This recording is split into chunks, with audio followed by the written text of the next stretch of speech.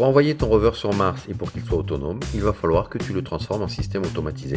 Un système automatisé est composé de plusieurs éléments qui exécutent une série de tâches programmées sans que l'intervention de l'homme ne soit nécessaire. Mais alors on va faire un programme? Oui, mais avant il est important de bien connaître le nom de ces différents éléments et surtout les liens qui les relient entre eux. Mais surtout, il va falloir apprendre à décrire un système automatisé. Pour cela, nous allons devoir apprendre à faire une représentation fonctionnelle.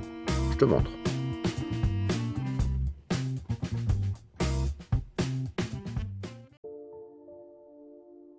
Une représentation fonctionnelle est un graphique qui représente les liens qu'il y a entre les différentes fonctions et les différents éléments d'un système automatisé. C'est une représentation qui permet de décrire beaucoup de systèmes. Et pour comprendre ce que c'est qu'un système automatisé, je te propose de faire une analogie avec le corps humain.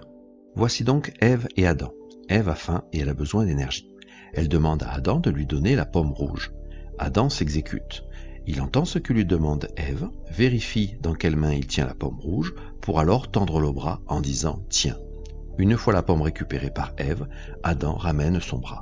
Analysons ce qui vient de se passer en considérant que Adam est un système automatisé. Nous l'appellerons d'ailleurs le système Adam.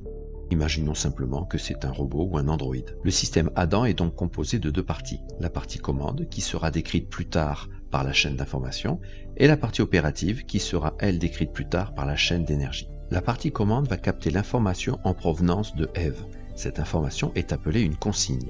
C'est le nom que nous donnerons à toutes les informations en provenance de l'utilisateur du système. Dans notre cas, Ève utilise le système Adam. Elle envoie donc la consigne « Je veux bien la pomme rouge, s'il te plaît ». Le système Adam vérifie alors une autre information. Dans quelle main il tient la pomme rouge? Cette information est externe au système Adam, car la pomme ne fait pas partie de son système. On appellera simplement cette information une information externe. Il est important que le système Adam communique avec l'utilisateur Ève. Pour cela, il lui envoie un signal sonore précisant qu'il accepte de donner la pomme rouge, en disant « Tiens ». Les informations en provenance d'un système vers l'utilisateur s'appellent des signaux. Il est temps maintenant pour le système d'Adam de tendre le bras. Pour cela, un ordre est envoyé depuis la partie commande vers la partie opérative. La partie opérative est la partie qui exécute les actions, comme ici, tendre le bras. C'est la partie opérative qui réalise le besoin demandé par l'utilisateur au travers de l'action « Donner la pomme rouge ». L'état initial de l'action, c'est-à-dire l'état qui précède l'action, est un bras rétracté.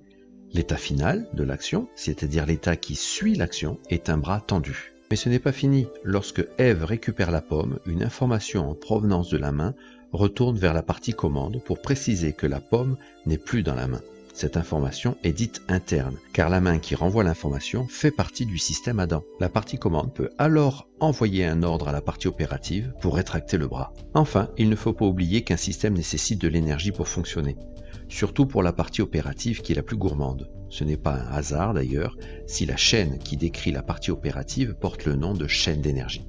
Bon et ben voilà, pour un début c'est quand même pas mal. Alors pour l'instant, nous avons appris simplement à connaître le nom des différentes informations. Complète le document que tu trouveras sur le site de Techno en t'aidant de cette vidéo. Bon courage!